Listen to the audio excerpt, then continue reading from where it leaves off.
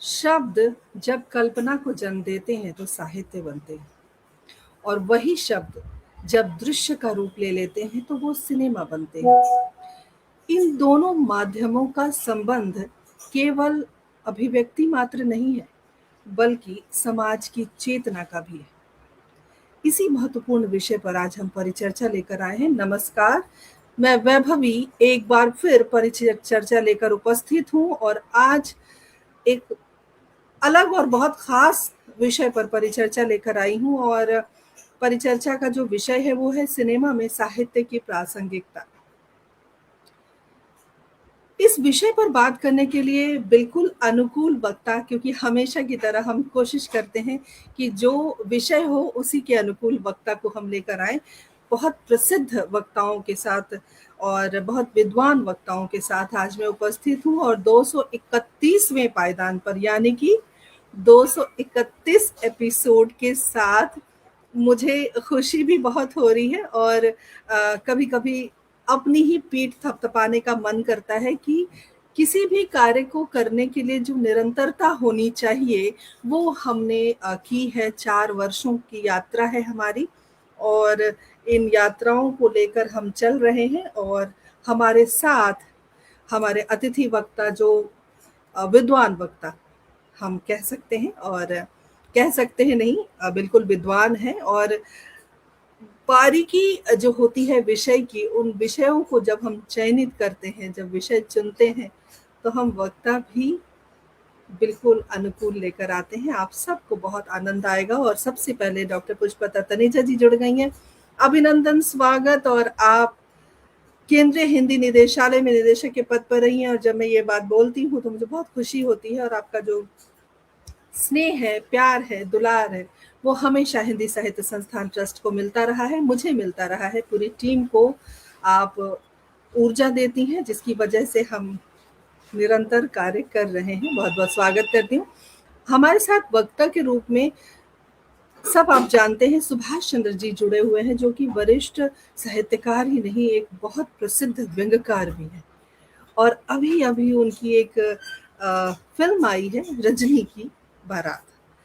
तो हमें लगा कि हमें उन्हें भी इस चर्चा में शामिल करना चाहिए। वो अपना अनुभव बताएंगे और साथ में इस सिनेमा और साहित्य के बीच का जो ताना बाना है उसके बारे में चर्चा करेंगे। हमारे साथ डॉक्टर कुमार बिमलेंदु सिंह जी जुड़े हुए हैं, जो कि प्रसिद्ध फिल्म समीक्षक भी हैं, शिक्षाविद भी हैं और कवि भी हैं। साथ ही आदरणीय अनिल मीत जी हमारे साथ जुड़े हुए हैं। हमारे साथ प्रसिद्ध शायर भी हैं वो अनिल जी, और मंच का संचालन भी बखूबी करते हैं। कई बार सुभाष जी से और अनिल जी से मुलाकात भी हुई है और उनका स्नेह आशीष भी मिला है। और अब बिना किसी विलंब के तीनों वक्ताओं को हम आमंत्रित करते हैं और इस विषय पर जो चर्चा रखी है उस चर्चा को हम आगे बढ़ाते हैं। सर, बहुत बहुत आपका स्वागत, अभिनंदन करती हूँ हमारे इस पटल पर और एक महत्वपूर्ण विषय पर चर्चा करने के लिए आज हम एकत्रित हुए हैं और पूरी टीम की ओर से मैं बहुत आभारी हूँ कि आपने हमारा आमंत्रण स्वीकार किया और इस चर्चा में भागीदारी के लिए उपस्थित हुए। सर, जैसा कि विषय है तो मैं सबसे, चूंकि सुभाष सर आप वरिष्ठ भी हैं, तो मुझे लगता है कि आपसे ही आज के कार्यक्रम की शुरुआत करनी चाहिए। तो सबसे पहले बहुत बहुत शुभकामनाएं। एक ऐसी फिल्म आई है, हम ज़रूर देखेंगे, अभी हम देख नहीं पाए हैं लेकिन हम ज़रूर देखेंगे इस फिल्म को, रजनी की बारात। और आखिर इस बारात में ऐसी क्या खास बात है वो हम आपसे जानने की कोशिश करेंगे, लेकिन इस परिचर्चा को हम शुरू करते हैं। और शुरू करने के लिए एक प्रश्न, सर आपका माइक बंद है, खोल लीजिए। विमलेंदु जी को, अनिल मीत जी को, आपको सभी को, और जो सुनने वाले हैं अगर हैं तो उनको सभी को नमस्कार।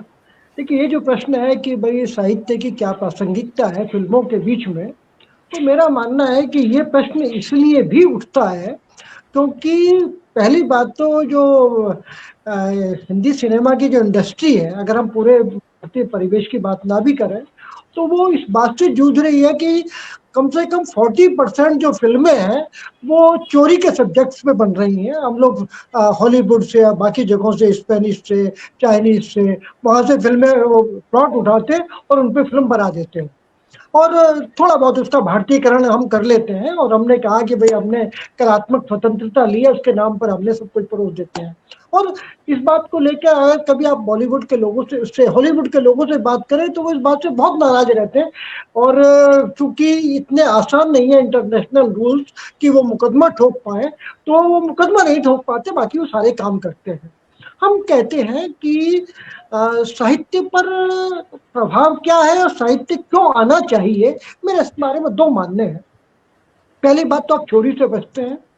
दूसरी बात, जब आपके पास ओरिजिनल चीजें हैं और आपके पास एक लंबी परंपरा है, चाहे भारतेंदु हरिश्चंद्र की कहानियों से बनी हुई फिल्में हो, उसके बाद गोदान गबन पर बनी हुई प्रेमचंद की फिल्में हो, सेवा सदन पर बनी हुई फिल्में हो, उसके बाद शरद चंद्र के तो परिणीता, देवदास, कई उन पे फिल्म बनी है। रविन्द्रनाथ ठाकुर के दोनों उपन्यासों पर फिल्म बनी है, नौका डूबी पर भी, चोखेर बाली पर भी, और बहुत सारा एक लंबा। उसके बाद से आप आगे आए तो आप चेतन भगत से लेके और सुभाष चंद्र तक बहुत सारे लोग हैं जिनकी कहानियों पर या उपन्यासों पर फिल्म बनी है। बात क्या है कि क्यों बने। पहली बात कि आपके पास उपन्यास या कहानी जो भी होती है वो एक जिसे कहते हैं बहुत ही चिंतन के बाद ये सब चीजें आती हैं, और एक ही बार में एक ही जगह पर आपको सब कुछ ऐसा मिल जाता है कि जो पका पकाया है, जिसके पीछे कई सालों की साधना है। कई बार तो एक कहानी के लिए मुझे याद है कि जब अस्कर वजाहत एक कहानी लिख रहे थे, उन्होंने कहा कि 1.5 साल लगा मुझे इस कहानी को लिखने में। क्यों लगा? क्योंकि उसके पीछे के इफ एंड बट्स और क्या क्या लूप होल्स थे, क्या क्या कमियां रह गई, और सबको पूरा करके उन्होंने दिया, और आपने एक चीज बना दी और उसको कहा कि भाई देखो ये तो माल तैयार है, अब आपको जितनी कलात्मक स्वतंत्रता लेनी है लो और उस पर एक काम करो।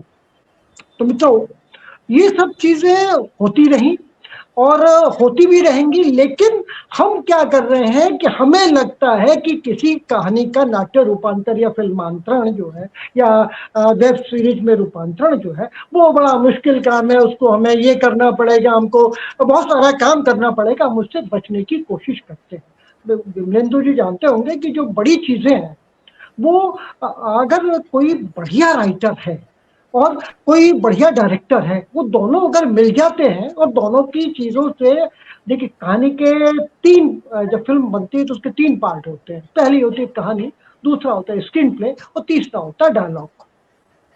ऐसे मामलों में आपको कहानी तो पकी पकाई मिल गई है, उसके बाद आपने वो निर्देशक की स्वतंत्रता ली, उसके हिसाब से आपने जो भी मसाले डालने हैं वो डाले, और उसके बाद आपने एक चीज बनाई। लेकिन अगर आपने इस स्क्रीन प्ले में राइटर को भी साथ ले लिया, तो वो जो आप परेशान होते हैं, और जो राइटर भी परेशान होता है कि मेरी कहानी के साथ न्याय नहीं हुआ, और जो दर्शक जो फिल्मों को देखने, चित्रलेखा के सामने बात बहुत आई थी। जब चित्रलेखा भगवत चरण वर्मा का उपन्यास था, उस पर जब फिल्म बनी तो ये बात आई कि ये चीजें छूट गई। और एक चीज और थी कि जब तीसरी कसम यानी कि मारे गए गुलफाम आई फणीश्वर नाथ रेणु की, तो राज कपूर को उन्होंने बहुत मुश्किल से राइट्स दिए उसके, और कहा कि ठीक है मैं राइट्स तो दे दूंगा, लेकिन मैं जाके शूटिंग देखूंगा। और लेकिन राज कपूर को भी कोई बढ़िया काम करना था, बेशक वो फिल्म फ्लॉप हो गई बाद में, लेकिन आज भी आप उसके गाने आप याद रखते हैं कि तीसरी किस्म के जितने गाने हैं सारे हिट हैं। सारी उसकी कहानी को अब मैंने शायद खुद 5 या 6 बार तीसरी किस्म देखी। कारण क्या था कि लेखक और निर्देशक दोनों मिल गए, उन्होंने कहानी को उसी तरीके से पकड़ा और लेखकीय स्वतंत्रता उतनी ली जितनी की जनरलाइजेशन ऑफ स्टोरी के लिए आवश्यक थी। तो इस कारण से भी ये चीजें आती हैं। बस बात ये है कि आपकी नियत हो और आप चाहें कि जिस तरीके की कहानी से प्रभावित होकर आपने फिल्म बनाने का सोचा है उसमें इतने ज्यादा चेंजेस ना कर दें कि दिक्कत हो जाए। अभी मेरी कहानी पर फिल्म बनी, रज्जन की दुल्हनिया मेरी कहानी थी, उस पर ये फिल्म बनी, कुछ सिनेमा घरों में भी आई, मेरे ख्याल है कुछ दर्जन सिनेमा घरों में आई। बाकी सब बढ़िया था, लेकिन जब क्लाइमैक्स उनको करना था, लेखकीय स्वतंत्रता बिल्कुल आप कीजिए भाई, बहुत आपका अधिकार है, आपकी निर्देशकीय स्वतंत्रता आपका अधिकार है, लेकिन कुछ चीजें ध्यान रखिए कि जो कहानी की या उपन्यास की उसकी जो आत्मा है उसको सारे समझौते करते हुए अगर बचा के आप रख लेते हैं, तब फिल्म भी बढ़िया बनती है, लेखक भी संतुष्ट होता है, और जिस लेखक की कहानी पाठकों ने पढ़ी होती है उनको भी फर्क पड़ता है। तो मेरा मानना है कि ये दोनों चीजें मिलनी चाहिए, लेकिन मुझे लगता नहीं है कि मिल पाएंगी। जी जी बिल्कुल मुझे लगता है विमलेंदु जी बहुत ज़्यादा आपकी बात को बड़े ध्यान से भी सुन रहे हैं, और जी समर्थन की जो बात अगर हम कहें कि जैसे कि आपने अपनी बात रखी, वो हम आगे उनसे पूछेंगे। लेकिन बिल्कुल एक बात तो बिल्कुल सही कही कि जो लिखा गया है, अगर कोई कहानी है तो उसमें इतना तोड़-मड़ोड़ नहीं होना चाहिए कि जो लेखक ने अपनी पूरी मेहनत की है, वो कहीं न कहीं वो असल में होता क्या है सर कि आपको लगता है कि फ़िल्म में थोड़ा मसाला भी होना चाहिए, थोड़ी कुछ अपनी चीज़ें डाल दें, क्योंकि राइटर भी है जो अपना जैसे कि आपने लिखा, लेकिन जो डायरेक्टर है उनकी खोपड़ी में भी कोई दूसरी चीज़ चल रही होती है विमलेंदु सर, है ना? वो भी सोचते हैं कि कुछ बिल्कुल। अलग-सा हम करें, और जिसकी वजह से कहीं न कहीं जो राइटर है वो दुखी होता है, जैसे कि अभी आपने कहा। लेकिन मैं विमलेंदु सर मैं आपके पास आना चाहती हूँ, और उषा मिश्रा जी हमारे साथ जुड़ गई हैं। उषा जी बहुत-बहुत स्वागत करती हूँ, अभिनंदन है आपका। हमारे कार्यक्रम के साथ बने रहें आप। सर अगर चूँकि फ़िल्म समीक्षक भी हैं आप, और अगर आपसे ये पूछा जाए कि साहित्य आधारित जो फ़िल्में होती हैं, जैसे कि सर ने कई फ़िल्मों के नाम लिए, तो उनके जो मूल्यांकन होते हैं, उस मूल्यांकन के मानदंड क्या होने चाहिए? क्या निर्धारित करना चाहिए जो कि बहुत ज़रूरी भी है? सबसे पहले तो मैं ये कहना चाहूँगा कि जो भी सुभाष सर ने कहा, मैं उससे पूर्णतः सहमत हूँ, और बिल्कुल सही बात है, ये चिंता बनी हुई है। आपका जो सवाल है कि मापदंड क्या होने चाहिए, तो सबसे पहले ये समझना होगा, 2 बातें बहुत ज़रूरी हैं समझनी, कि सिनेमा यानी कि फ़िल्में जो हम देखते हैं, सबसे पहले तो भारत में इसका विरोध शुरू में गांधी जी ने ही कर दिया, प्रेमचंद ने भी खराब लिखा सिनेमा के बारे में। तो सिनेमा को जैसे बढ़ना चाहिए था भारत में, वैसे बढ़ नहीं पाया सिनेमा, अगर हम कथा वस्तु की बात करें और इन चीज़ों की बात करें। दूसरी बात ये कि सिनेमा एक चाक्षुष माध्यम है, विजुअल आर्ट, और कई कलात्मक विधाओं का सम्मिश्रण है। जब हम एक कहानी पढ़ते हैं, तो एक पाठक के तौर पर पढ़ते हैं, और शेष चीज़ें जो होती हैं, वो हमारे इमेजिनेशन में चलती रहती। हम उसको इमेजिन करते हैं, जैसे हमने कहीं पढ़ लिया, चित्रलेखा की ही बात हुई, कि भई चित्रलेखा नृत्य कर रही है, कुमारगिरी है, और जो भी है कोई गाना बज रहा है। अब वो गाना क्या है, वो तो मेंशन नहीं है, वो तो म्यूज़िक डायरेक्टर को ही देना पड़ेगा, वो तो लिरिसिस्ट को ही लिखना पड़ेगा, सिचुएशन के हिसाब से लिखना पड़ेगा। जब चाक्षुष माध्यम से प्रस्तुतियाँ होती हैं, तो निश्चित तौर पर डायरेक्टर हो, म्यूज़िक डायरेक्टर हो, अपनी कलात्मक स्वतंत्रता लेते हैं, और लेना भी चाहिए। लेकिन मैं फिर से वहीं आकर कहूँगा, जो सुभाष सर ने बात कही, वो मैं बहुत सहमत हूँ इससे, कि कहानी को इतना ना तोड़-मरोड़ दें कि उसकी आत्मा पर घात लग जाए। जैसे और साहित्य पर आधारित सिनेमा, आपका जो विषय है कि सिनेमा में साहित्य की प्रासंगिकता, तो ये सबसे पहले तो ये समझ लेना होगा कि जब हम भारतीय सिनेमा और विश्व सिनेमा, इन दोनों में बहुत फ़र्क नहीं है, उम्र की अगर बात करें, बहुत फासला नहीं है। वर्ल्ड सिनेमा अगर आप देखें तो 1889 के आसपास से शुरू होता है, और इंडियन सिनेमा जो 1897 से शुरू होता है वर्ल्ड सिनेमा, और इंडियन सिनेमा 1913 से मानते हैं हम, हालाँकि पहले भी फ़िल्में बनी थी, शॉर्ट फ़िल्में बनी थी। लेकिन 1913 से मानते हैं, दादा साहब फाल्के की फ़िल्म से मानते हैं। तो बहुत ज़्यादा फ़र्क नहीं है। विषय वस्तु हमेशा ही, आप जानते हैं, जो भारत में प्रेरणा मिली, वो पहली फ़िल्म जो राजा हरिश्चंद्र बनाई उन्होंने, उनको प्रेरणा भी मिली लाइफ़ ऑफ क्राइस्ट देखकर। पर्दे पर स्टिल्स देखे उन्होंने, दादा साहब फाल्के ने लाइफ ऑफ क्राइस्ट किया, और उससे प्रेरित होकर उन्होंने ये किया। तो साहित्य, जहाँ कहानी है साहित्य, और सिनेमा साहित्य से अलग विधा नहीं है। सिनेमा भी साहित्य है, सिनेमा का भी साहित्य है। उसको आपको ये समझना पड़ेगा, वो कोई पृथक चीज़ नहीं है, बस चाक्षुष माध्यम से उसकी प्रस्तुति है, विजुअल फॉर्म है वो प्रस्तुतिकरण का। तो बिल्कुल वहाँ पर चीज़ें आ जाती हैं। अब जैसे जो लेखक होते हैं या जो रचनाकार होते हैं, जो साहित्यकार होते हैं, उनको आपत्ति रहती है। जैसे द गाइड जब बनी आर के नारायण के उपन्यास पर, देव आनंद ने बहुत शानदार फ़िल्म बनाई। बतौर दर्शक मुझे लगता है कि नॉवेल से ज़्यादा अच्छी फ़िल्म थी। लेकिन आर के नारायण को बड़ा बुरा लगा। उन्होंने कहा कि नहीं, बहुत बेकार बनाई। और मुझे बस 2 नाम याद आते हैं, जब हम पूरे इतिहास को देखते हैं, भारतीय फ़िल्म के इतिहास को, जिन्होंने अपने कहानियों पर जब फ़िल्म बनी तो उसे बहुत अच्छा माना। एक तो रवीन्द्रनाथ टैगोर, जो नौका डूबी और चौकेर वाली तो बनी ही बनी, उसके अलावा भी मनभंजन, विचारक, ऐसे सारे उपन्यासों पर उनकी फ़िल्में बनी, और वो बड़े उत्साहित होते थे। बड़े खुश होते थे, कहते थे कि बहुत अच्छा। वो इतने ज्यादा उत्साहित थे कि उन्होंने नातिर पूजा नाम की फिल्म का निर्देशन करने का भी सोच लिया, जबकि उनको निर्देशन के कोई गुर आते नहीं थे। वो बहुत उत्साहित रहते थे और बहुत प्रमोट करते थे इसको। दूसरा नाम सुभाष सर ने बड़ा अच्छा लिया, तीसरी कसम जब यहाँ बन रही थी, तो फणीश्वर नाथ रेणु ने जब फिल्म देखी बनने के बाद, तो उन्होंने बड़ी तारीफ की उसकी कि मुझे बहुत अच्छा लगा मेरी कहानी जीवंत हो गई। तो हालांकि उसमें भी कलात्मक स्वतंत्रता ली गई थी। तो ये बात है कि वो जब होता है, आप देखिए कि ये बहुत अच्छा वेस्ट में है। विलियम शेक्सपियर उनके सबसे बड़े साहित्यकार हैं। उनकी उनके उनके ड्रामास जितने भी हैं लगभग सब पर फिल्में बनी। लेकिन वहां देखिए आप, एक फिल्म आई थी रोमियो एंड जूलियट 1955-56 में, जो उनके नाटक रोमियो एंड जूलियट पर ही आधारित है, जिसमें ओलिविया हसी जूलियट बनी थी। आप उस फिल्म को जब देखेंगे, या लॉरेंस ओलिवियर ने भी वो फिल्म बनाई। इन दोनों, मतलब रोमियो और जूलियट एक बार नहीं, 2 बार 3 बार बनी। और सबसे अच्छी बात क्या हुई कि शेक्सपियर ने जो डायलॉग्स लिखे थे शेक्सपियरियन लैंग्वेज में, आर्केइक इंग्लिश में, ठीक वही लैंग्वेजेस, वही डायलॉग्स बिना किसी तोड़ मरोड़ के एग्जैक्टली वैसे ही प्रस्तुत किए गए, सिनेमा में भी, पर्दे पर भी। तो लोगों को मजा आ गया, क्योंकि अब तक तो वो पढ़ रहे थे या ड्रामा देखते थे स्टेज पर। जब रिकॉर्डेड फॉर्म में देखा, उसी तो चीज को सर देखा, उन्हीं डायलॉग्स को जी, देखा, तो बहुत मजा आया तो सर हमारे इस यहाँ। बात जी आपकी बात आप आगे बढ़ाएंगे, लेकिन मैं आपसे ये जानना चाहती हूँ, क्या जो बातें सुभाष सर ने कही या जो बातें आप कह रहे हो, तो चीजें वही हैं कि जो कहानी है, जिस संदर्भ में कहानी कही गई है, तो कहानी को जी बिना तोड़े मड़ोड़े अगर हम किसी भी फिल्म को बनाते हैं, तो वो साहित्य की सार्थकता, साहित्य जीवित है पिक्चर में। नहीं नहीं, साहित्य की सार्थकता हमेशा बनी रहती है। सिनेमा को समझने की जरूरत है, फिल्म का इल्म होना चाहिए। तो मैं सबसे पहले ये कहना चाहता हूं कि जब कहानी कहानी सिनेमा का बस एक पार्ट है। जब भी आप किसी बड़े इंस्टीट्यूशन में जाएंगे ना, एफटीआईआई में जाएंगे या एनएसडी में जाएंगे, जहां फिल्में दिखाई जाती हैं, विश्व प्रसिद्ध फिल्में दिखाई जाती हैं, तो कहानी पहले ही बता दिया जाता है। क्योंकि सिनेमा में सिर्फ कहानी नहीं देखनी होती, सिनेमा में कैमरा एंगल्स देखने होते हैं, सिनेमेटोग्राफी देखनी होती है, दृश्य देखने होते हैं, बहुत सारी चीजें होती हैं। सिनेमा सिर्फ कहानी का नाम नहीं है। सिनेमा कहानी, पात्र, संवाद, म्यूजिक, मिजानसेन, कई चीजों को मिला के बनता है।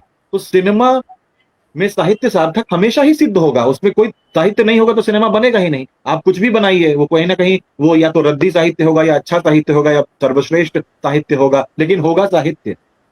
साहित्य के बिना तो सिनेमा की कल्पना ही नहीं है, क्योंकि आपको एक कहानी तो चाहिए, कुछ दिखाने को चाहिए, तो वो तो रहेगा ही। लेकिन जब हम सिनेमा में साहित्य की प्रासंगिकता की बात करते हैं, तो वहां मैं सुभाष सर से बिल्कुल सहमत हूं कि अगर आपने कोई कहानी चुनी है, तो उसकी आत्मा के साथ तोड़ मरोड़ मत करिए, उतना मत करिए कि वो चोट पहुंचाने लगे।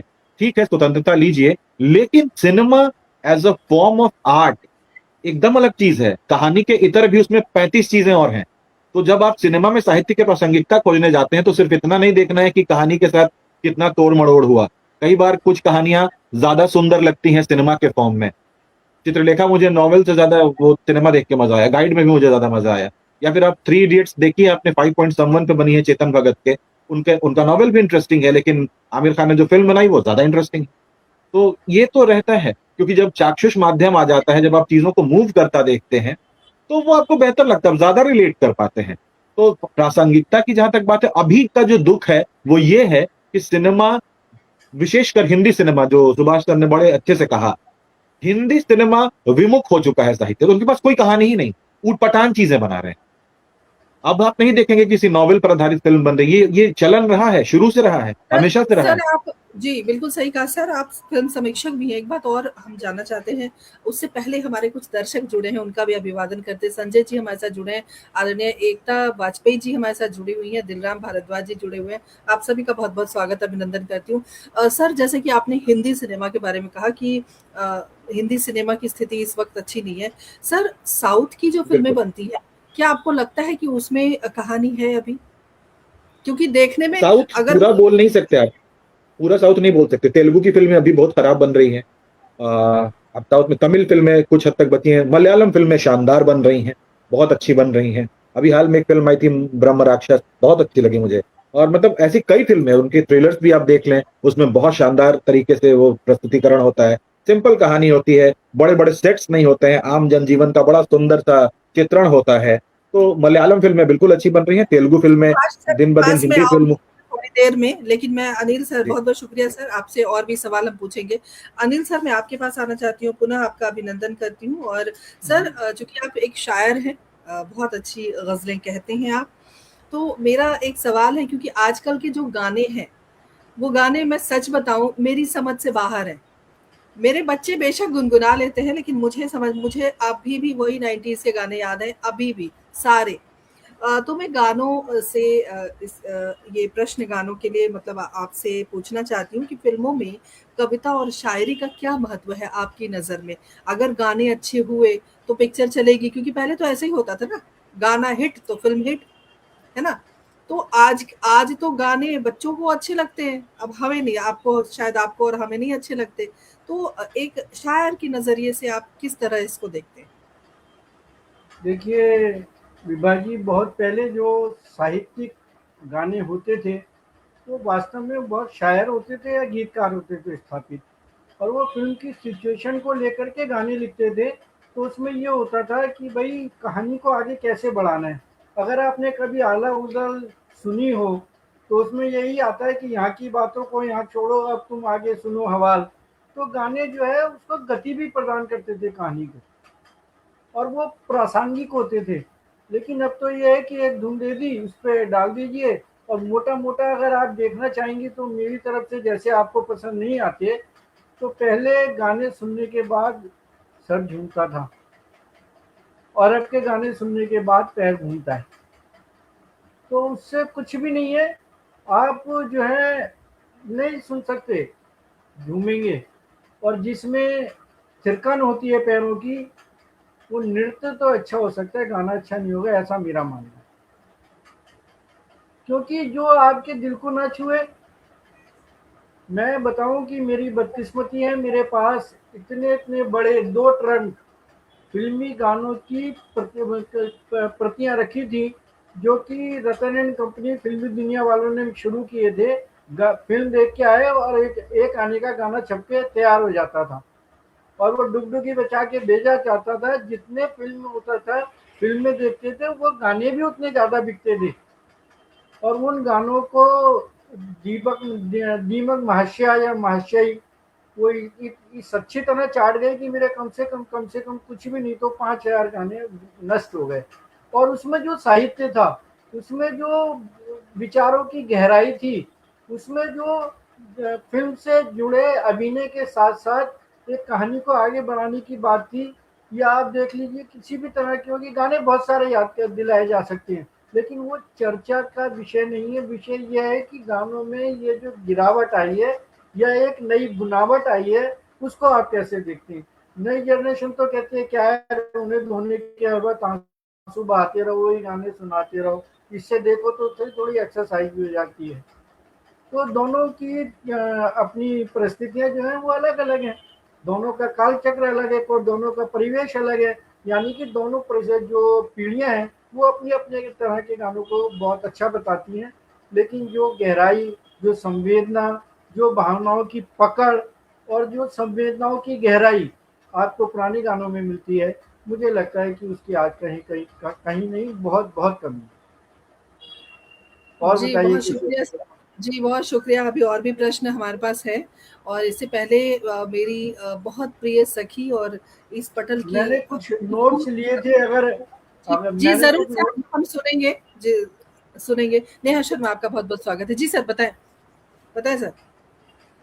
बोलिए सर। अनिल सर, बोलिए। मैं अभी आपने नोट्स के लिए कहा ना? क्या हाँ नोट्स हैं? बिल्कुल, मैं कहता हूँ कि हिंदी सिनेमा में हमें दो दृष्टियां दिखाई देती हैं। एक तो है सत्यजीत रे की दृष्टि, जिसमें उनका मानना है कि कोई फिल्मकार जब तक किसी साहित्य का फिल्म बनाने के लिए चुनाव करता है तो उसकी रचना सत्यजीत रे की हो जाती है। और जो वो अपने अनुसार उसे ढाल लेता है। दूसरी दृष्टि बासु चटर्जी की है, की दिखाई देती है, जिसमें उनका मानना है कि किसी साहित्यिक कृति पर फिल्म बनाते समय उसकी मूल आत्मा या कृति का केंद्रीय भाव यानी कि विचार बरकरार रहना चाहिए, क्योंकि उसके साथ किसी तरह की छेड़छाड़ के साथ न्याय नहीं होगा। हम जानते हैं कि उपरोक्त दोनों फिल्मकारों की भिन्न भिन्न दृष्टियों के बावजूद उन्होंने हिंदी सिनेमा को साहित्य के समृद्ध किया है। तो साहित्य को लेना और उसे उसी तरह आप देखिएगा, आप शब्दों के माध्यम से जो एक दृश्य का निर्माण करते हैं, जो एक मंजर कशी होती है, जो एक दृश्य का निर्माण होता है, वो आपकी दृष्टि में होता है। लेकिन जब फिल्म में आते हैं तो वो दृष्टि शब्दों से नहीं वैसे भी सामने आती है। मान लीजिए कोई चरित्र गढ़ा जा रहा है या कोई एक सिचुएशन दी जा रही है, उसमें आप सामने भी होते हैं, लेकिन उसमें जो दर्शक है वो पाठक भी था, उसने उस रचना को पढ़ा है, वो उसकी संवेदना को समझता है, वो उसकी गहराई को समझता है, वो उसकी मारक क्षमता को समझता है, वो उसके प्यार को समझता है, वो उसके अंदाज को समझता है, और एक विशिष्ट पूर्वावलोकन लेकर के एक को मतलब एक पूर्व जो उसके मन में एक छवि बनी है उसे लेकर के जो है फिल्म के दृश्य को देखता है। वो कहाँ तक समझ पाता है, कहाँ तक फिल्मकार उसे समझा पाता है, क्योंकि फिल्म के साथ साथ बहुत सारी चीज़ें होती हैं, बहुत सारी नेगेटिव कटिंग में कट जाती हैं। फिल्म की लेंथ को बढ़ाने के लिए भी कुछ जो है दृश्य ठूसे जाते हैं और कुछ काटे जाते हैं, कुछ बेरहमी से कट जाते हैं। अगर नेगेटिव कटिंग करने वाला या नेगेटिव कटिंग जो कर रहा है वो साहित्यकार नहीं होगा, वो उसकी दृष्टि को नहीं समझेगा, तब भी आप समझ लीजिए कि तकनीकी रूप से वो फिल्म फेल हो जाएगी। बिल्कुल, बहुत सही कहा आपने सर। और हमारे उपाध्यक्ष आदरणीय राजीव अग्रवाल जी जुड़ गए हैं, बहुत-बहुत अभिनंदन। रामकरण साहू सज्जल जी जुड़े हुए हैं, डॉक्टर रामकरण साहू जी, बहुत-बहुत अभिनंदन करती हूँ, स्वागत करती हूँ, आप सब इसी प्रकार बने रहें। सर बहुत सही बात कही, गाने पहले सिर घूमता था और अब पैर घूमते हैं, बिल्कुल सही है। आजकल के पीढ़ियों के लिए ये बड़ी अच्छी बात है। सुभाष सर, मैं आपके पास आना चाहती हूँ, चूँकि आप व्यंग्य लिखते हैं, व्यंग्यकार हैं आप। तो सर वर्तमान जो अभी परिदृश्य है, अभी सिनेमा के बारे में अगर हम बात करें, तो व्यंग्य और सामाजिक आलोचना की कमी दिखाई देती है सिनेमा में। और हम सिर्फ ये हिंदी सिनेमा की बात नहीं कर रहे, हम भोजपुरी की बात, मतलब सिनेमा की बात हम कर रहे हैं। और भोजपुरी की बात थोड़ा सा रोकना चाहूंगी यहाँ पे, क्योंकि भोजपुरी की जो इस वक्त स्थिति है वो बहुत नाजुक है मेरे हिसाब से, क्योंकि उसके जो गाने हैं वो, मेरे बच्चे छोटे हैं सर और मैं समझा नहीं पाती हूँ कि वो क्या कह रहे हैं। मुझे समझ आ रहा है कि वो क्या कह रहे हैं, मैं नहीं बता पाती हूँ, क्योंकि मतलब अपनी मातृभाषा है, अपनी भाषा है, जिसके बारे में हम अपने बच्चों को नहीं बता पा रहे हैं कि वो कह क्या रहा है, वो गायक या जिसने भी ये गीत लिखा है। खैर ये तो आलोचना की बात हो गई। सर आपके नजरिए से, एक व्यंग्यकार के नजरिए से, हम किस तरह इस दृश्य को देखें, या क्या लगता है आपको?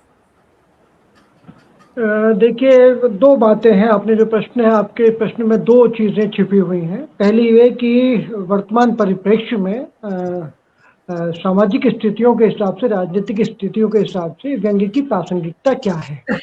और दूसरी बात यह कि व्यंग्य जो है फिल्मों की लाइन में या जितने भी इलेक्ट्रॉनिक मीडिया है उसकी लाइन में दर्शकों तक पहुंचने में और बदलाव लाने में क्या भूमिका निभा सकता है, ये जहां तक मुझे लगता है अब ये कहना चाहते हैं। देखिए, पहली बात तो ये है, जहां तक साहित्यिक प्रासंगिकता की बात है, तो आपको बता दूं कि व्यंग्यकार जो है वो अपने कंफर्ट जोन में जा चुका है। वो देख रहा है कि वो उन चीजों पे बात करे जिन पर खतरा कम से कम है। अब कोई हरिशंकर परसाई की तरह सीधे सीधे इंदिरा गांधी पर नहीं लिखता, कोई सीधे सीधे स्वर्ण सिंह पर नहीं लिखता, शरद जोशी की तरह कोई राजीव गांधी को नहीं लपेट लेता, है ना। क्योंकि आज की जो समय है उसमें राजनीतिक व्यंग कर पाना बेहद मुश्किल काम हो गया। जो लोग कर रहे हैं मैं उनको सलाम करता हूँ, बहुत कम लोग हैं मेरे समेत। हम लोग सो कॉल्ड ऊपर के लोगों में आते हैं, लेकिन हम लोग भी बच के चल रहे हैं। क्यों? हम जानते हैं एक बात तो ये कि पहली बात तो वो छुपेगा कहीं नहीं। जो व्यंग हम लिख रहे हैं, माना हम सांप्रदायिकता पर कोई तीखा व्यंग लिख रहे हैं, या राजनीति पर कोई तीखा व्यंग लिख रहे हैं, कोई सामाजिक परिदृश्य पर कोई बहुत तीखा व्यंग लिख रहे हैं जिससे कुछ होने की संभावना है या एक माहौल बनता है उस विसंगति के खिलाफ, तो आपको उसमें, आपने तो सोच लिया, आपने लिख के भेज भी दिया, लेकिन छापने वाला कोई नहीं है। जितने बड़े अखबार हैं सबके कालमों से व्यंग गायब हो गया है। व्यंग यानी डर। अमर उजाला हास्य रंजनी छाप रहा है, नवभारत टाइम्स एमएही के नाम से हल्की फुल्की चीजें छापने लगा था बीच में, वो भी बंद कर दी है। जागरण में मजाक के नाम से आता है, बहुत सारी जगहों पर हल्की फुल्की चीजों के नाम से, हास्य व्यंग के नाम से आता है। यानी कि आप हंसा तो लो लेकिन व्यंग से बचने की कोशिश करो। ये तो है साहित्यिक परिदृश्य व्यंग का। तो आप उससे बहुत बड़े बदलाव की उम्मीद तो अब ना करें। और जब भी व्यंगकार कंफर्ट जोन में चला जाता है, अपने सॉफ्ट जोन में चला जाता है, तब बड़ी चीजें कभी नहीं आती। अब विश्वास माने कि परछाई अब कोई दूसरा आने वाला नहीं है। बहुत खराब बात मैं कह रहा हूँ। और 53 किताबें मैंने लिखी हैं, तो जाहिर है मुझे भी थोड़ा बहुत व्यंग्य की कुछ समझ थोड़ी बहुत होगी। और लगातार चीजें नीचे जा रही हैं। दूसरी बात आती है कि व्यंग को फिल्मों की लाइन में लाने की अब चाक्षुष मीडिया, जैसा कि बहुत अच्छा कहा विमलेंदु जी ने, कि ये चाक्षुष मीडिया है। आपको अगर व्यंग को वहां पर चाक्षुष उसमें लिख, पहली बात तो बता दूं कि कौन सी कहानियां, कौन सा व्यंग फिल्मों में या टीवी में जाएगा। वो व्यंग जाएगा कि जो विजुलाइज करता हुआ चलता है। मेरी कई कहानियों पर अभी और भी बन रही है, 2-3 कहानियों पर फिल्म में, तो वो कहानियां चुनी गई हैं जिसमें कि विजुलाइज होती हैं चीजें। जब आप कहानी को पढ़ते विजुलाइज करते जाते हैं, तब वो निर्देशक या प्रोड्यूसर जब वो देखता है उसको कहता है यार इसमें है फिल्म बनने की संभावना, ये तो ऐसे विजुलाइज हो रहा है, अच्छा ऐसे होगा, अब ऐसे होगा, अब यार मजा आएगा इसमें। तो इस तरीके से वो चीजों को लेकर चलता है। और जब आप व्यंग को लेकर चलते हैं फिल्मों के लिए, तब आप देखते हैं कि कुछ आई है रचनाएं व्यंग्य की भी आई हैं, लेकिन अब जैसे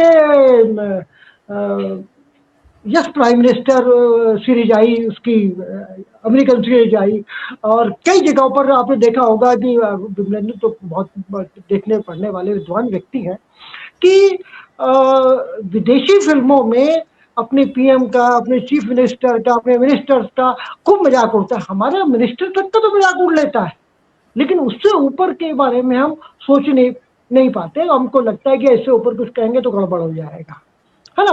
तो रविन्द्रनाथ त्यागी और परसाई का एक बातचीत हुई, तो उन्होंने उसमें कहा कि त्यागी जी ने कि सर आप राजनीति पर ही व्यंग ज्यादा क्यों करते हैं। तो बोले यार देखो त्यागी जी IAS ऑफिसर थे, तो बोले देखो यार त्यागी, तुम सरकारी नौकरी में हो, तुम्हारी तो खैर मजबूरी है, लेकिन मेरी तो पहली बात तो मेरी मजबूरी नहीं है। और दूसरी बात, जब मैं राजनीति पर व्यंग करता हूं तो मेरा जो सामान्य पाठक है, जो राजनीति से किलसा हुआ है, उसको लगता है कि मैं उसकी बात कह रहा हूं, वो उसको पसंद करता है। तो भाई मेरी तो मजबूरी, मैं तो लिखूंगा। आज धीरे धीरे माहौल ऐसा होता जा रहा है कि आप राजनीतिक व्यंग कर ही नहीं पा रहे, तो फिल्मों में आप कैसे लाएंगे। आप अगर कुछ चीजों पे लेकर, बल्कि मैं तो एक चीज बताऊं कि हमने एक चीज छोड़ दी इसमें, कि जो वेब सीरीज बन रही है, मुझे उनसे कहीं ज्यादा उम्मीदें हैं फिल्मों के मुकाबले में। आपके यहाँ मृगिया नहीं बननी, अब आपके यहाँ अभिमान जैसी फिल्में नहीं बननी है। अब चीजें वो बननी है जो किसी तरीके से कुछ इतना पैसा कमा जाए कि वो बन जाए। सागर सरहदी ने बहुत सारी फिल्में बनाई, और सिर्फ इस बात को सोच के बनाई कि ये फिल्में जो है, सागर जी मेरे से बहुत अच्छे संबंध रहे उनके, कि ये फिल्में जो है, जो मैं कहना चाहता हूँ उस बात को सिर्फ अपने पाठकों तक, अपने दर्शकों तक कन्वे कर दें। और उसमें कहीं ना कहीं एक इंटरनल सटायर होता था, कि ऐसा सटायर होता था जो आपको अंदर तक बींध जाता था। लेकिन क्या हुआ हाल, सागर सरहदी की फिल्म चली नहीं। सागर सरहदी ने जो कुछ बनाया वो कुछ समय के बाद 2-4 फिल्मों को छोड़ के उनको भूल रहे हैं। तो स्थितियां ये है कि आप व्यंग हो, आपके लिए हास्य की तो बहुत गुंजाइशें हैं। आपको बता दूं कि ये तीनों फिल्में मेरी बन रही हैं, वो तीनों की तीनों हास्य कहानियों पर है।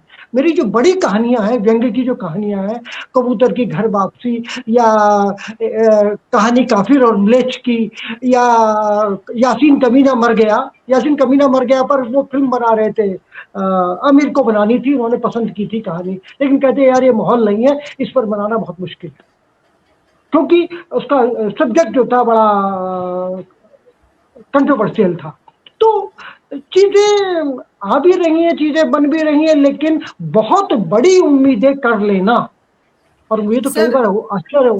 जी सर, आपने एक बात कही कि वेब सीरीज से बहुत ज्यादा उम्मीदें हैं, तो सर एक सवाल ये है कि अभी चाहे वो फिल्म हो, चाहे वो वेब सीरीज हो, उसमें जो डायलॉग्स होते हैं उसमें गालियां बहुत बोलते हैं।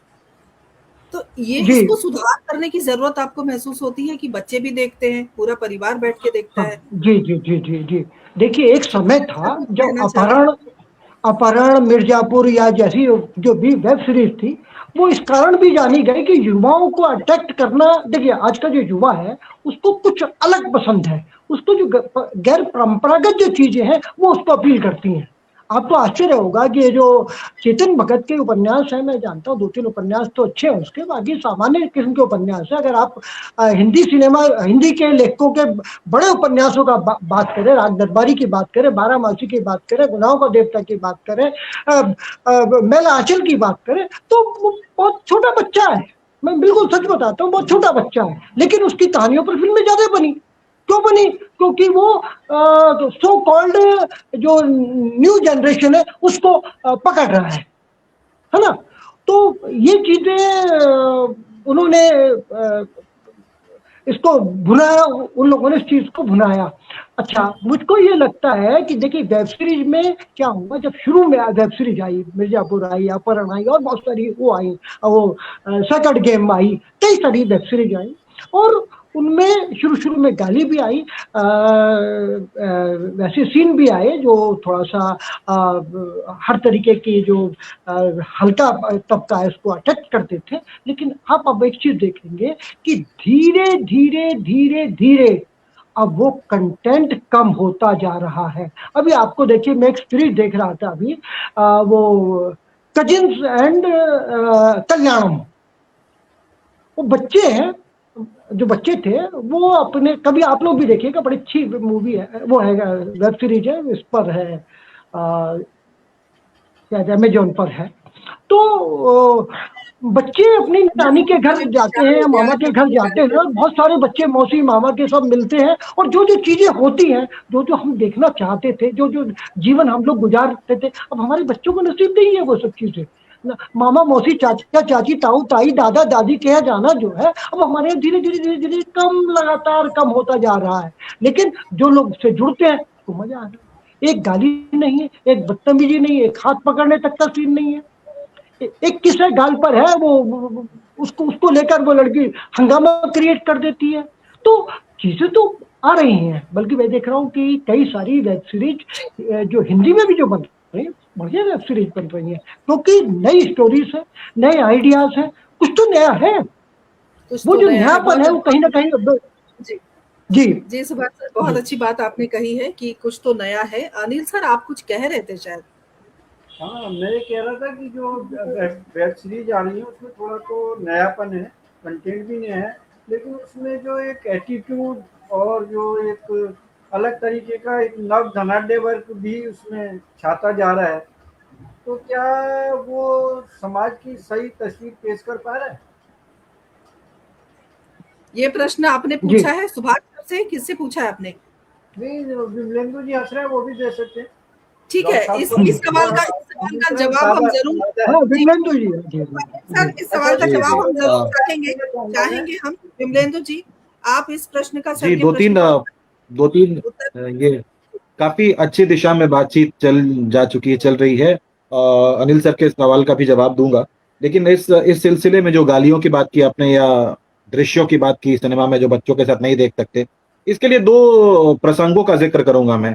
सबसे पहले तो इटली में सबको पता होगा, द्वितीय विश्व युद्ध में सिनेसिटा पे जब बम गिरा उनके स्टूडियो पे, तो उसके बाद एक नियो रियलिज्म आंदोलन की शुरुआत हुई सिनेमा में, जिसके की प्रणेता थे देसिका, रोसेलिनी, फेलिनी, ऐसे बड़े बड़े सिनेमा बनाने वाले। और उन्हीं की नकल करके हमारे यहाँ राज कपूर, विमल जो थे, हमारे जो बंगाली फिल्म डायरेक्टर थे, विमल रॉय, राज कपूर, गुरुदत्त, इन सब ने उन्हीं से डिराइव किया, उस नियो रियलिज्म को ही डिराइव किया और उसी से फिल्में बनाई उन्होंने। तो न्यू रियलिज्म में हुआ ये था कि स्टूडियो ध्वस्त हो गया था, तो जितने भी डायरेक्टर्स थे वो कैमरा लेकर सड़कों पे निकल गए और जो आम जिंदगी थी उसको वैसे ही कैप्चर करने लगे और फिल्में बनने लगी। एक बहुत अच्छा नमूना है इसका, बहुत अच्छा उदाहरण है द बाइसाइकिल थीफ, जरूर देखी जानी चाहिए। देसिका की फिल्म है, दिखाई भी जाती है कई जगहों पर। तो आप देखेंगे कि एकदम आम तौर पर उसमें एक अलग से क्राउड क्रिएट नहीं किया गया, सच में क्राउड को शूट कर लिया गया। उसके ग्लिम्सेस आपको मिलेंगे अनुराग कश्यप के फिल्म में गैंग्स ऑफ वासेपुर में। आप देखिए एक वल्गर डायलॉग है कि वो कट्टा बनवाने जाता है और वो जो लोहार होता है बोलता है कि इससे नहीं बनेगा, फट के फ्लावर हो जाएगा। उस सीन को जब फिल्माया जा रहा था तो इस डायलॉग बोलने वाले उस लोहार को पता नहीं था कि शूटिंग हो रही है, वो हो गई बस। उसको ओरिजिनली तुरंत रियल टाइम में शूट कर लिया गया। एक तो ये प्रसंग, क्योंकि रियल लाइफ में गालियां नहीं होंगी ऐसा नहीं है, गालियां रोज सुनते हैं बच्चे, हम अपने घर में सुनाए ना सुनाए वो बाहर सुन लेंगे, उनको सुनाई देंगी और वो सीखेंगे भी। तो वो झूठ मूठ का आवरण लगाना सही नहीं है। दूसरी बात ये कि राज कपूर ने जब,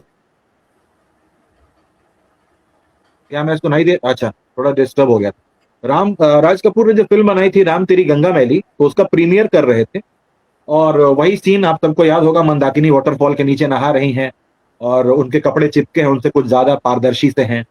तो लोग फिल्म देख ली लोगों ने और गुस्सा किया, राज कपूर को कहा कि तुम तो अश्लील चीजें दिखा रहे हो।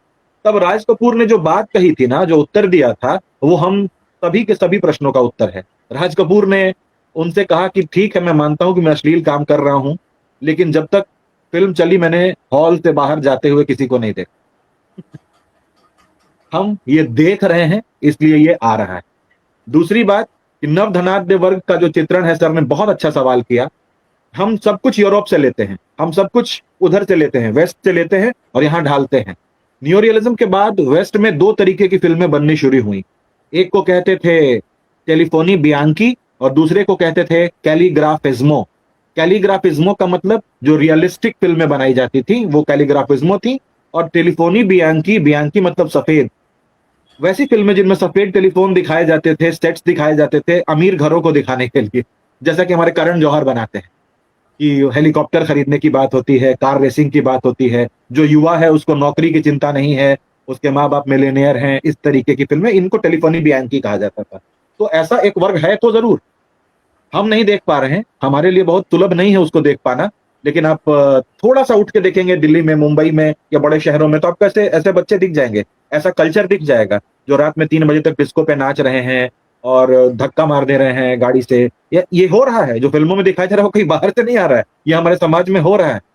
और उसमें थोड़ी सी कल्पना का पुट भी मिला दे रहे हैं लोग ताकि वो रोचक बना रहे।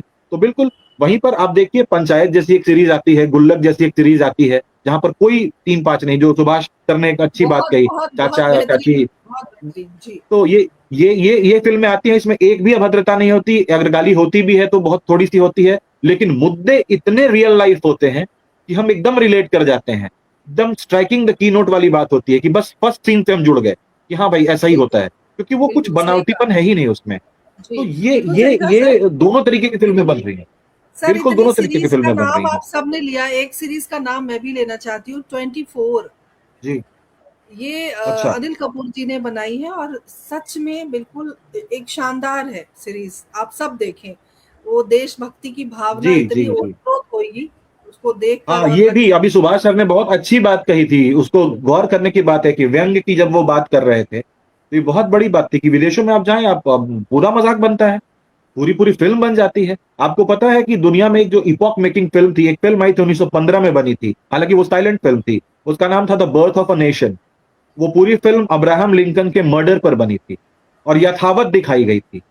वो पहली फिल्म थी जो पूरे रील की, 32 रील की फिल्म थी और 3 घंटे चली थी, विश्व की पहली फिल्म। वो विश्व की पहली फिल्म थी जिसमें इंटरवल था, वो विश्व की पहली फिल्म थी जिसमें म्यूजिक था, वो विश्व की पहली फिल्म थी जिसे व्हाइट हाउस अमेरिका में दिखाया गया था। पायोनियरिंग मूवी थी, लेकिन उसमें कुछ भी मसाला नहीं था। हमारे यहाँ क्या करते हैं ना कि जब हम आत्मकथात्मक चीजें बनाते हैं तो उसमें या तो हम पेंजाइरिक की तरफ बढ़ जाते हैं या डाइट्राइब की तरफ बढ़ जाते हैं, यानी कि या तो हम अति प्रशंसा में चले जाते हैं या अति निंदा में चले जाते हैं।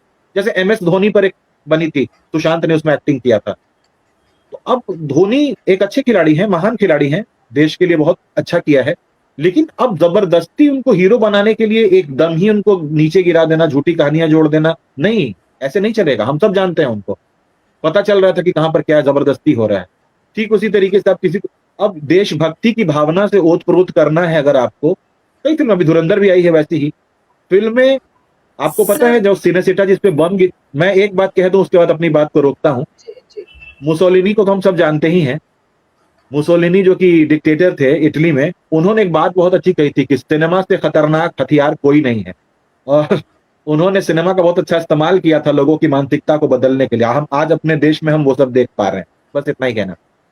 सर मैं आ, आपसे एक सवाल और पूछना चाहती हूँ एक सर। एक मैं कहना चाहूँगा विमलेन जी को, यानी कि साहित्य और सिनेमा दोनों को एक बार पुनः सामाजिक यथार्थ की ओर लौटना चाहिए। लेखक और पाठक या दर्शक की भी जिम्मेदारी है कि वो सामाजिक यथार्थ से वंचित साहित्य और सिनेमा को दोनों को समान रूप से नकार दे। ये आपका एक मेरा सवाल इसमें एक और मिलता है कि पहले जब हम सर कभी सर फिल्मी पत्रकारिता सवाल करते थे। पूछने का काम मेरा है सर। नहीं नहीं नहीं, मैं नहीं मैं नहीं, तो ये बता बहुत, रहा हूँ, मैं ये सवाल नहीं अच्छी पूछ बात रहा है। हूँ। मैं मजाक कर रही हूँ। मैं आपके ये बारे में ये एक चलो। ये एक तरह का व्यंग था शायद, सुभाष सर इसीलिए मुस्कुरा रहे हैं। आप अपनी बात रखिए, लेकिन विमलेंदु सर एक एक सिर्फ प्रश्न मेरा आपके लिए है। सर को बोलने दीजिए, उसके बाद मैं आपसे प्रश्न रखती हूँ। जी बोलिए सर, बोलिए अनिल सर, बोलिए। ये था कि बोलिए पहले अनिल जी। अच्छे समीक्षक होते थे फिल्म के, चाहे बच्चन श्रीवास्तव हो, संपत लाल पुरोहित हो, और तो और ब्रजेश्वर मदान भी हो। वो उतने ही साहित्य में कहानीकार भी थे और उतने अच्छे समीक्षक भी थे। क्या आपको नहीं लगता कि इन लोगों की कुछ कमी हो रही है, या कुछ अच्छे साहित्यकारों को फिल्म समीक्षा के उसमें क्षेत्र में भी आना चाहिए? 100% सहमत। बिल्कुल आना चाहिए, क्योंकि अभी जो समीक्षाएं हम पढ़ रहे हैं, अभी जो समीक्षाएं हम पढ़ रहे हैं इधर उधर, वो समीक्षा होती ही नहीं है दरअसल। वो सर तो वो बस तो बताते हैं कि सिर्फ बॉक्स ऑफिस कलेक्शन बताते हैं सिर्फ। जी जी, इसमें इतना मारधाड़ है, ये दो गाने अच्छे हैं, हीरो अच्छा काम किया, ये समीक्षा नहीं है। ना ना समीक्षा तो बिल्कुल, समीक्षा तो आपको परत दर परत फिल्म को समझाना, बताना, उसकी अच्छाइयां बुराइयां, और बेशक एक साहित्यकार से बेहतर ये कोई नहीं कर सकता है। तो बिल्कुल मदान जी जैसे साहित्यकार, ऐसे लोगों का आना बहुत जरूरी है। आज के फिल्म क्रिटिक्स जो है, उन्होंने किसी न किसी लॉबी को पकड़ रखा है। औकात नहीं है उनकी कि अगर आमिर खान ने कोई फिल्म बना दी तो उसको खराब कह दें। वो नहीं बोल पाएंगे, क्योंकि उनको, और आजकल पेड क्रिटिसिज्म हो रहा है, पहले बिल्कुल प्रीमियर सर, कर ये दिया तो जा रहा है। सुभाष सर की बात आपने कह दी। जैसे कि सर ने बिल्कुल। शुरू में कहा था कि दम नहीं है कि व्यंग कर हाँ, लें आप किसी भी paid paid paid paid criticism हो रहा है। प्रीमियर कराई जाती है फिल्मों की, सारे क्रिटिक्स को बुला के पॉप। सॉरी सॉरी, रोकूंगा। पेड क्रिटिसिज्म नहीं हो रहा, पेड प्रमोशन हो रहा है। जी, मैं वही कहना चाह रहा था। मैं बिल्कुल सही आपको कहा बता दूं सर। कि संपत लाल पुरोहित जी जी ने पौराणिक और हिस्टोरिक 20 उपन्यास लिखे थे, जो आज भी दिल्ली पब्लिक लाइब्रेरी में उपलब्ध हैं। और वो हमेशा हर पाठक के, हर श्रोता के प्रश्नों का उत्तर देते थे। आज ऐसा कोई नहीं है। बिल्कुल, बहुत अच्छी बात आप ठीक सर बात कह है। रहे हैं। बिल्कुल सही है। विमलेंदु सर, एक प्रश्न मैं आपके पास लेकर आती हूँ, और फिर अनिल सर के पास में आऊंगी प्रश्न लेकर। सर एक बहुत महत्वपूर्ण प्रश्न है। अगर मैं आपसे ये पूछूं कि आपकी दृष्टि में, चूंकि बहुत करीबी से आपने सिनेमा को भी देखा है, समीक्षाएं की हैं, और चूंकि साहित्य से जुड़े हुए भी हैं, आप शिक्षाविद भी हैं, तो आपकी दृष्टि में अगर फिल्मी जो है, फिल्मी साहित्य जो है और सिनेमा का जो श्रेष्ठ उदाहरण है आपकी नजर में, वो कौन सी फिल्म है जिसमें साहित्य और मतलब समान रूप से है? और श्रेष्ठ उदाहरण अगर आप दें तो कौन सी फिल्म का नाम लेंगे यहाँ पे? कई फिल्में हैं, लेकिन मुझे बेसिकली जो सबसे ज्यादा पसंद आई थी, शेक्सपियर इन लव आई थी 1998 में, एक फिल्म जॉन मैडन ने बनाई थी। यूएस की फिल्म है। अगर फिल्मों को ओवरऑल देखें तो मेरी फेवरेट ओके, फिल्म है वो, मुझे हिंदी बहुत सिनेमा की और बात हिंदी करें सर। फिल्मों, हाँ, हिंदी सिनेमा की बात करें तो मुझे गुलजार साहब ने नसीरुद्दीन शाह को लेकर मिर्जा गालिब बनाई थी दूरदर्शन के लिए, वो मुझे बहुत पसंद आती है। बहुत बढ़िया, एक पोएट का सफर कैसे होता है बहुत बारीकी से। या फिर अली सरदार जाफरी ने भी एक सीरीज डायरेक्ट की थी कहकशां नाम से। तो हालांकि वो फिल्म तो नहीं है, लेकिन टेली सीरीज है, बट हाँ चाक्षुष माध्यम है, उसको फिल्म के तौर पे भी देखा जा सकता है। बड़े बड़े अभिनेताओं ने काम किया था उसमें। तो ये दोनों मुझे बेहद पसंद है, कहकशां, और वो मुगले आजम भी बहुत पसंद है। बहुत अच्छी फिल्म थी। ऐसी कई फिल्में हैं, मतलब एक फिल्म आप नहीं कह सकते, कई हिस्टोरिकल मूवीज बनी है। जैसे सर ने हिस्ट्री का जिक्र किया, तो देखिए दो तरीके से होते हैं, एक तो हिस्टोरियोग्राफी होता है, एक हिस्टोरियोफोटी होता है। जब आप हिस्ट्री को चित्रों के माध्यम से दिखाते हैं तो इस विधा को हिस्टोरियोफोटी कहते हैं, सिनेमा उसके अंतर्गत आता है। तो बहुत सारी ऐसी अच्छी शानदार फिल्में बनी हैं। एक का नाम लेना बड़ा मुश्किल होगा, लेकिन मैंने, हाँ, शेक्सपियर इन लव मेरी ऑल टाइम फेवरेट है, क्योंकि वो साहित्य और कल्पना दोनों को इतने सुंदर तरीके से साथ में लेकर चलती है। बहुत नहीं, और बेसिक तरीके से। और शोले भी एक बड़ी अच्छी फिल्म है, हालांकि उसमें रियलिज्म तो नहीं है, लेकिन मुझे शोले बहुत पसंद है, बहुत मजा आया था मुझे देखकर।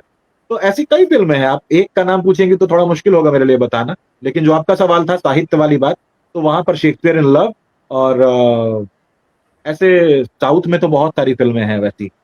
हिंदी में थोड़ी कम बनी है, लेकिन हाँ, रजनीगंधा एक फिल्म है बड़ी अच्छी, वो आप जी देखें, जी बहुत सर मजा आएगा देख के। भोजपुरी की बात अगर करें तो? उस महत्वपूर्ण फिल्म का नाम नहीं आया नहीं मेरे नहीं, सामने। भोजपुरी देखिए, क्या कहूँ मैं खुद ही भोजपुरी भाषी हूँ, और इसका बड़ा दुख होता है मुझे कि ऐसी गिरावट आई है। आपने जिक्र भी किया था नदिया गानों के का। पार को हम कह सकते हैं। नदिया के पार मुझे भोजपुरी फिल्म तो नहीं लगती, लेकिन भोजपुरी फिल्म जो यहाँ बनी, हाँ उसमें कहीं कहीं पे भोजपुरी है, लेकिन वो जो भाषा का प्रयोग करते हैं वो कंप्लीटली भोजपुरी तो नहीं थी, कमोबेश हिंदी ही थी। वो थोड़ी हिंदी और वो हाँ, थोड़ी जी जी। अवधी अब जैसे आपने गीतों का बात किया था, तो थोड़ा सा माहौल को लाइट करने के लिए मैं थोड़ा सा गुनगुना भी देता हूँ, आपको सुनाता हूँ। हमारे यहाँ ही गीत बने हैं हिंदी सिनेमा में, गंगा मैया तो प्यारी चली वो विदेसिया, उसमें एक गाना है जो सोचिए मन्ना डे ने गाया, मोहम्मद रफी ने गाया है, आप सबने सुना होगा। सुभाष सर अगर बिहार से राब्ता रखते हैं तो उनको भी पता होगा, जो बिहार से हैं वो जानते हैं इस गाने को, बहुत फेमस है, बहुत प्यारा सा गाना है भोजपुरी में। ये बच्चों को सुनाने की जरूरत है। वो गाना है, हंसी हंसी पनवा खियले बे मनवा, हंसी हंसी पनवा खियले बे मनवा, कि अब ना बसेरे परदेस। मतलब इससे सुंदर प्रवचन पे कोई गीत लिखा नहीं गया। लता वाह मंगेशकर सर, को आप आपकी सुन ले, आवाज बहुत उन्होंने गाया खूबसूरत है। कि बहुत ए सुंदर, चंदा बहुत मामा बढ़िया आरे आवाज आओ है बहुत बारे सुंदर आओ। सर। तो बहुत सारे गीत हैं, बहुत सारे। तो भोजपुरी तो गिरावट पर है ही, कारण क्या है ना कि बहुत ज्यादा प्रोड्यूस हो रहा है। जब चीजें ज्यादा बनने लगती हैं पैसा कमाने के लिए, देखिए सिनेमा के साथ एक फिनांस का भी चीज इन्वॉल्व है। फिनांस बहुत बड़ा फैक्टर हो जाता है कि क्यों, अब आप सीधे सीधे गोदान और गबन पे नॉवेल पे फिल्म बना के दिखाइए, कोई देखे नहीं आएगा। एक अच्छी बात कहता हूं, थोड़ा सा मैं 1 मिनट का लूंगा, बड़ी रोचक बात है ये, कि प्रेमचंद जब मुंबई चले गए, उन्हें सलाह दी गई कि जाइए वहां जाके फिल्मों के लिए लिखिए, आपको पैसा वैसा मिलेगा थोड़ा। तो वो गए और उन्होंने एक फिल्म लिखी मजदूर नाम से, हम्म। और उसमें उन्होंने दिखाया कि मजदूरों की क्या दयनीय स्थिति है, उनका उनका कितना शोषण हो रहा है। उसके बाद उन्हें कोई फिल्म लिखने को नहीं मिली, कारण ये था कि इस फिल्म को जो प्रोड्यूस कर रहे थे वो सब इंडस्ट्रियलिस्ट थे। ये नहीं ये दिव्येंदु जी, वो खुद छोड़ के जी, आए थे, कोई फिल्म नहीं मिली, बल्कि वो विक्षुब्ध होकर के वापस छोड़ के दिल्ली मतलब अपने घर आ गए थे। बिल्कुल बिल्कुल। को टाटा बाय बाय नमस्ते ओके बहुत सलाम बहुत सब कहते थे एक साथ। बिल्कुल, बहुत खराब उन्होंने लिखा था कि वहां पर कला से किसी को कोई मतलब नहीं है, सब चरित्रहीनों का गढ़ है। प्रेमचंद ने ये वर्डिक्ट दिया था सिनेमा इंडस्ट्री के बारे में, लौट गए थे वो। राइटर के सामने भी बहुत सारी दिक्कतें होती हैं। एक गाना बिल्कुल, मुझे याद नहीं आ रहा, बिल्कुल लेकर बिल्कुल दिमाग से अभी अभी स्लिप हो गया है। इस अंजुमन में आपको आना है बार बार, दीवारों क्या दर बात। को गौर से पहचान लीजिए। तो हमारे मित्र थे राजगोपाल सिंह, बहुत अच्छे गीतकार थे, बहुत अच्छे गजलकार थे। उन्होंने लिखा वाह। कि अलीगढ़ में भेजा उसका जवाब लिख करके, इस अंजुमन में इस मृत्युलोक में आपको आना है बार बार, 84 लाख बार, दीवारों दर को गौर से पहचान लीजिए, काम क्रोध मद लोभ के दीवारें और मोक्ष का एक दरवाजा। पूरे हिंदू क्या बात। माइथोलॉजी में उतरता है ये। तो उनका पत्र उनके बेटे के पास आज भी लिखा रखा है। उन्होंने लिखा था कि बरेलवी और देवबंदी दोनों मेरा जो है फतवा जारी करके कत्ल का ऐलान कर देंगे कि मैं तो सनातनी हो गया, और हाथ जोड़ कर कहा है कि इसे छपने के लिए कहीं मत भेज देना। बिल्कुल तो बिल्कुल सारी चीजें होती हैं बहुत अच्छी, सब जगह अच्छा नहीं होता, सब जगह खराब भी नहीं होता। बिल्कुल जिसमें बिल्कुल। संतुलन वही निश्चय रूप से बहुत अच्छा माना जाता है। अनिल सर जी, बिल्कुल सही कहा आपने। अनिल सर, मैं आपके पास आना चाहती हूँ और मैं आपसे ये जानना चाहती हूँ कि शायरी की अपनी एक भावनात्मक गहराई होती है।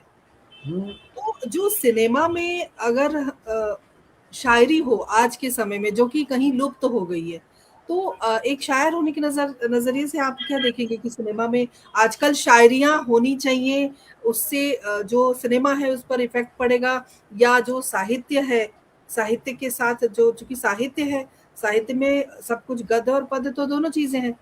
तो आपकी दृष्टि में क्या लगता है, वो भावनात्मक लगाव के लिए, या जो कह रहे हो कि सर घूमता है, पहले घूमता था पैर घूमते हैं, तो वापस से सर घुमाने के लिए कुछ करना चाहिए?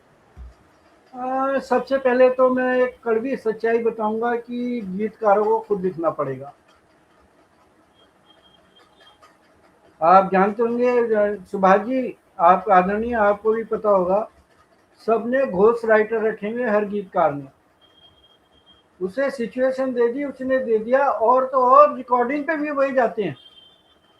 अगर किसी शब्द में फेर करना हो तो वही करेंगे। अब आप मान लीजिए कि 20-25 हजार रुपये महीने का वेतन भोगी राइटर क्या लिख के देगा? उसकी संवेदनाएं क्यों होंगी? वो बेचारा रोटी दाल की जुगाड़ करेगा, जो कुछ चलना होगा, जो कुछ करा लो, वो लिखवा लो आप उससे, या वो एक भावनात्मक और एक रागात्मक जो है, या नौशाद जैसे या उन जैसे और जो म्यूजिक डायरेक्टर हैं, वो कहाँ रागों में कुछ ला पा रहे हैं, कहाँ वो हमारे जो है संगीत को बढ़ावा दे रहे हैं। सबने उठाया एक रैप का कोई एक इच्छा उठाया, एक हिस्सा उठाया किसी म्यूजिक का और कह दिया ला भाई इसमें जाकर के शब्द डाल लो, ये मैंने आपको एक खाका दे दिया है, इसमें जो भी प्रो सकते हो प्रो दो, बाकी तो मैं धम धूम धड़ाक धूम कर दूंगा। किसी को कुछ समझ आना नहीं है, तुम्हें ज्यादा मेहनत करनी नहीं है, मुझे करानी नहीं है। तो अब कहाँ हुआ ना, तो ये सारे काम बहुत सहजता से नहीं होते। ये परंपरा बन गई है कि वो तो घोस्ट राइटर ही लिखेगा। हसरत जयपुरी कहाँ है, जो साहिर लुधियानवी कहाँ है, कहाँ लिखने वाले हैं, किसके पास शैलेंद्र है, किसके पास पंडित नरेंद्र शर्मा है जो लिखेंगे, और राज कपूर कहाँ है जो कि खुद देहरादून में उन्होंने 10वीं तक जो है म्यूजिक सीखा था, वो लेके बैठते थे, मजा नहीं आया। और बोलो, कहीं का संगीतकार को मजा नहीं आ रहा, कहीं लेखक को मजा नहीं आ रहा, उसके लिए मेहनत कर रहे हैं। अब तो कहते छोड़ो यार, 15,000 की चेक लेने, तुझे क्यों चिंता कर रहा है, खत्म कर कहानी को। तो कालजयी गीतों की रचना तो अब आज के दौर में मुझे लगता है कि एक दिव्य स्वप्न है। आप आंख खोल करके दिन में देख सकते हैं, लेकिन बहुत कुछ करना पड़ेगा उसके लिए, और वो ये करना पड़ेगा कि दर्शकों को उन्हें नकारना पड़ेगा। वो रुचि पैदा करने के लिए जो है समीक्षकों को आगे आना पड़ेगा। जब तक आप रुचि परिष्कृत नहीं करेंगे, वो कहेंगे कैसे कि आप ये गाना बिल्कुल नहीं, हटा दीजिए इसे, या बिल्कुल नहीं देखने जाएंगे हम। तो वो तो रुचि धीरे धीरे परिष्कृत होगी। और फिर क्या है, अब सारी बातें यहाँ बोलना रील में ठीक भी सर नहीं है। एक बात और मैं आपसे जानना चाहती हूँ, चूंकि हमारे पास समय की बाध्यता है, समय हमारे पास है नहीं। सर, सेंसर बोर्ड जो कि एक महत्वपूर्ण अंग है, कोई भी फिल्म बनी वहां से पारित होगी तभी कुछ होगा, तो उनकी जवाबदेही ज्यादा होनी चाहिए। सुभाष सर, क्या कहेंगे आप? जी जी जी, जवाबदेही तो उनकी ज्यादा होनी चाहिए। फिल्म काट के दिखा दीजिए। सीन काटना या अगर उस तरह से कुछ है तो उनको, जैसे कि सर ने कहा कि व्यंग आजकल कोई लिख नहीं सकता, दम चाहिए, अगर सेंसर वो बोर्ड को सेंसर बोर्ड में भी दम चाहिए सीन काटने के लिए। मैं वही बता रहा हूँ भाई कि सेंसर बोर्ड अगर 100 कट लगाता है ना, तो प्रोड्यूसर आकर के 5 कट पे फिल्म पास करा के ले जाता है। हमारे मित्र भी जो है ना, बहुत सारे फिल्म सेंसर बोर्ड में हैं, मैं जानता हूँ। सारी बातें ऐसी खुली खुली बातें मत करो विभा जी, आपके लिए भी मुश्किल हो जाएगी, हमारे लिए भी मुश्किल हो जाएगी। आप मेरा कुछ नहीं बिगड़ना।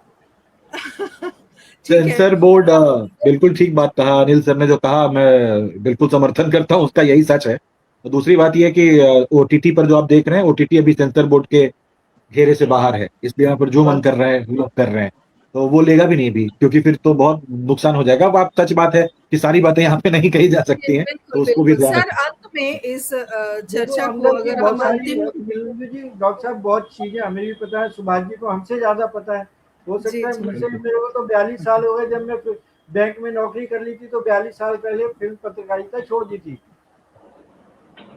और 42 साल बाद जो मैं बात कर रहा हूँ, जुड़ा हुआ हूँ, सब कुछ है, बातचीत होती है, सारे काम होती है, लेकिन वो लिखने की हिम्मत नहीं होती, क्योंकि सच लोग नहीं गवारा करेंगे और झूठ हमारा जमीर नहीं गवारा करेगा। बताइए लिखने का फायदा क्या है? बहुत सुंदर बात आपने कही सर।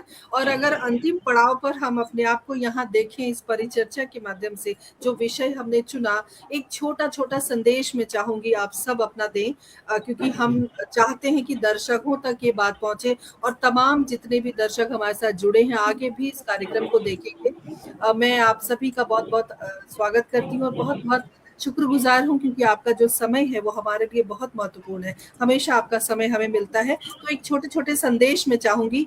जी विमलेंद्र जी, कुछ कह रहे हैं आप? नहीं, मैं बस इतना ही संदेश देना चाहूंगा कि अभी हम पोस्ट लिटरेट समाज में रह रहे हैं, पढ़ने को बहुत कुछ है, पढ़ कोई नहीं रहा है, तो पढ़ें। मैं सबसे पहले कहूंगा कि खूब पढ़ें, बाद में सिनेमा भी देखें, खूब सिनेमा देखें, तब क्रिटिसिज्म पे आए, तब बातें करें। जैसे कि आज बहुत कुछ सीखा मैंने यहाँ सुन के, तो ये सीखते रहने की ललक बनी रहनी चाहिए। खूब पढ़िए, सबसे जरूरी है, सभी से ही कहूंगा कि खूब पढ़िए, जहां से जो मिले वो पढ़िए। देखिए, देखिए सबसे मैं बड़ी ये बात है, कहना चाहता हूँ कि किताबों का समय अब धीरे धीरे लद रहा है। ये एक कड़वी बात है। और जैसे अनिल जी बैठे हैं, बाकी लोग बैठे हैं और जानते हैं कि मेरे 11-11, 12-12 एडिशन आते थे किताबों के। अब मुश्किल से 2 या 3 आते हैं और वो भी कई कई सालों में बिकते हैं। तो जाहिर है, मुझे लग रहा है कि अब वो पाठक जो है विशेष रूप से कोरोना के बाद दूर हो रहा है। तो अब आपको आना तो इलेक्ट्रॉनिक मीडिया पे पड़ेगा, अगर आप अपने आप को जिंदा रखना चाहते हैं तो। किताब आपके देखने कोई नहीं जाएगा, लेकिन अगर आपकी कोई फिल्म या कोई आपकी वेब सीरीज या कोई आपका कंटेंट अगर सोशल इस पे आ गया है, ओटीटी पे आ गया है, तो बहुत दिनों तक देखा जाएगा। ये बड़ी एक चीज हुई है। तो लेखक वर्ग भी जो है वो अपनी जो पुरानी उसकी जो सोच है उसको त्याग कर इधर आए और कुछ अच्छे कंटेंट के साथ आए। पाठकों का भी, दर्शकों का भी भला हो, जो अच्छा सिनेमा चाहने वाले लोग हैं उनका भी भला हो, और जो प्रोड्यूसर्स वाकई में अच्छा कुछ काम करना चाहते हैं उनका भला हो। हम लोग बच के बैठे रहेंगे भाई, असगर वजाहत में 5-7-10 लोग हम टोटल हैं कि जो उस लाइन में गए हैं, वरना हम लोग बच के भागते हैं उससे। हमको लगता है कि हमारी कहानियों का खून ना हो जाए। अरे भाई, जब कोई पढ़ेगा नहीं तो उनका खून तो अपने आप ही हो जाएगा। तो मेरा मानना है कि हम लोग उधर जाएं और उसको अछूत ना माने, चीजें बेहतर आए और बेहतर आए और बेहतर आए, और एक समय आएगा कि देखिए माहौल बनेगा। अच्छी चीजें हमेशा पसंद की जाती रही हैं। जिस समय घटिया चीजें चल रही थी उसी समय में वो गाना भी चल रहा था, एक लड़की को देखा तो ऐसा लगा, मेलोडी एक चीज की आई।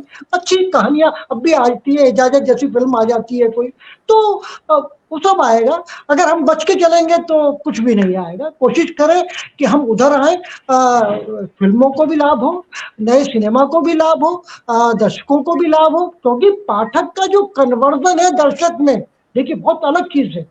पाठक का जो कन्वर्जन है दर्शक में, अगर हम उसको नहीं पकड़ पाए तो विश्वास मानिए कि हम लेखक लोग धीरे धीरे अप्रासंगिक होने की ओर बढ़ते चले जाएंगे। बस मुझे यही कहना है। बहुत बहुत शुक्रिया सर। अनिल सर क्या कहेंगे? मैं तो सिर्फ एक बात कहूँगा, जब तक फाइनेंसर अंडरवर्ल्ड से रहेंगे कुछ चेंज होने वाला नहीं है। अंडरवर्ल्ड अगर फाइनेंस करेगा तो अपनी शर्तों पे करेगा। दूसरी बात है, रातों रात कोई स्थिति बदलने वाली नहीं है। आदर्श स्थिति बिल्कुल एकदम नहीं आ सकती। हाँ, 10 या 20% भी अगर हम इसमें सुधार ला सके जिसमें सबका एक साथ जुड़ना बहुत जरूरी है, तो मैं समझता हूँ कि वो दिन दूर नहीं, हम फिर सुनहरे इरा में पहुंच जाएंगे और नई नई चीजें देंगे। धन्यवाद। बहुत बहुत शुक्रिया sir. Subhash sir, Anil sir और बुल्लेंदु सर, आप सब ने इतनी अच्छी अच्छी बातें कही और बिल्कुल प्रासंगिक चर्चा रही आज की। और बात वही है कि जब साहित्य की गहराई और सिनेमा की जो व्यापकता है वो साथ में आएगी, तब केवल सिर्फ कहानियां ही नहीं बनती हैं, जब वो समाज का एक निर्माण होता है। समाज विचार में जो समाज के नए नए विचार होते हैं और एक विचार का जन्म होता है। आज की चर्चा यहीं पे हम समाप्त करते हैं और सभी अतिथियों का मैं पूरी टीम की ओर से बहुत शुक्रिया अदा करती हूँ। और बहुत अच्छा समय बीता आप सबके साथ, और आगे भी नए। जी, आप क्या कहना है? मैं ये कहूँगा कि आपको सबसे पहले मैं धन्यवाद देना चाहता हूँ कि 1 घंटा 3 मिनट 43 सेकंड की चर्चा को आपने रोचकता बरकरार रखी, सारी चीज़ों को निकलवा लिया। ये आप ही की खूबी है और इसको बनाए रखिए। बहुत बहुत धन्यवाद। बहुत बहुत धन्यवाद सर। और इसी के साथ आज की चर्चा यहाँ पे हम स्थगित करते हैं। अगली बार नए विषय के साथ फिर उपस्थित होंगे, नए विचार के साथ, नए विषय के साथ और विद्वान वक्ताओं के साथ। तब तक के लिए आज्ञा दीजिए। नमस्कार, जय हिंद, जय भारत, शुभ रात्रि। जय भारत।